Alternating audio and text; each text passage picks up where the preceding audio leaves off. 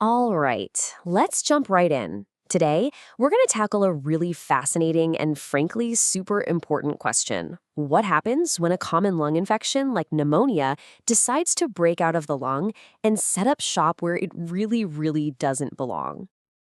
And it's a serious question. When those bacteria escape the lung, they can actually invade the space around it, that thin, fluid-filled area called the pleural space. When that happens, you've got what's called a pleural infection. And believe me, it is a major medical challenge. And get this isn't some super rare thing. We're talking more than 80,000 cases every single year, just in the US and the UK. So this is a complication that doctors are dealing with all the time. But just because it's common, that does not mean it's minor. I mean, the stakes here are incredibly high. These infections can have a 12-month mortality rate of up to 32%. That's almost 1 in 3. So you can see why getting the management right is absolutely critical.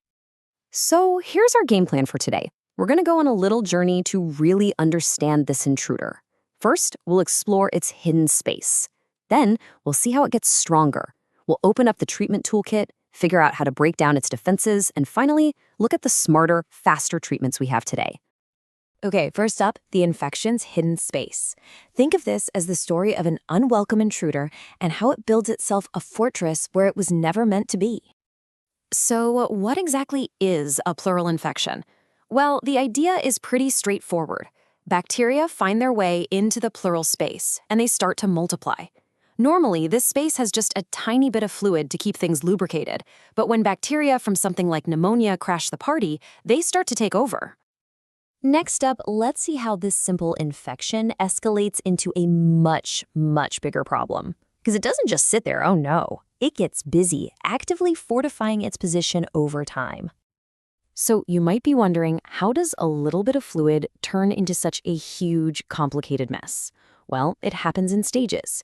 It's kind of like an intruder who first makes a mess, then starts building walls, and finally ends up with a reinforced bunker. So the infection progresses in 3 pretty distinct stages. First, you've got the exudative stage. Fluid just kind of leaks in. But then things get nasty in the fibronopurulent stage. The bacteria basically trick the body into forming these sticky, fibrous walls that create all these little pockets of trapped, infected gunk. And finally, you hit the organizing stage, where that whole mess hardens into a thick, scar-like peel that can literally trap the lung and stop it from working properly. So how do we fight back against this thing? Let's open up the treatment toolkit, starting with the first line of defense that doctors have actually been relying on for more than 100 years. You know, the core strategy has really been the same for a long time, and it boils down to 2 key things. First, you attack the bacteria with broad-spectrum antibiotics. Those are the drugs that kill a whole wide range of bacteria. And at the exact same time, you drain all that infected fluid out of the chest using a tube. It's a 1-2 punch that's been the standard of care since World War I. And this is actually a fantastic example of how medicine gets smarter over time. For the longest time, the standard was to use these really big, painful tubes, with the idea that, bigger must be better for draining. But modern research came along and proved that smaller, way less painful drains work just as well. That is a huge win for patients, making them more comfortable without losing any effectiveness. But what happens when the infection has already built those sticky walls we were just talking about? Let's look at breaking down the barriers for when a simple drain just isn't going to cut it. And this was the big challenge that really pushed for new ideas. I mean, even with antibiotics and a chest drain, up to 27% of patients weren't getting better and had to go through major surgery. So doctors were desperate for a better, less invasive way to help. And the solution they found is pretty amazing. It's called intrapleural enzyme therapy, or IET. You can literally think of it as a chemical wrecking ball. It's a cocktail of 2 drugs, TPA and DNase, that get injected right into the chest. One drug dissolves those sticky, fibrous walls, and the other one thins out the thick, gunky fluid, which lets it all drain away. Now, the proof for this came from a huge landmark study called the MIST-2 trial, and the results, they were incredible. This drug combo cut the need for surgery by a whopping 77% and got people out of the hospital almost a week sooner. It was a total game changer, and it quickly became the new gold standard for these complicated cases. So, okay, we've got these amazing tools now. The next logical step, right, is figuring out how to use them smarter and faster. It's all about choosing the right tool for the right patient at the right time. Because here's the tough part. Even with all these new tools, the overall death rates for pleural infections hadn't really changed in 2 decades. That was a huge red flag that a one-size-fits-all approach just wasn't working. Some patients clearly needed more aggressive treatment, and they needed it right from the get-go.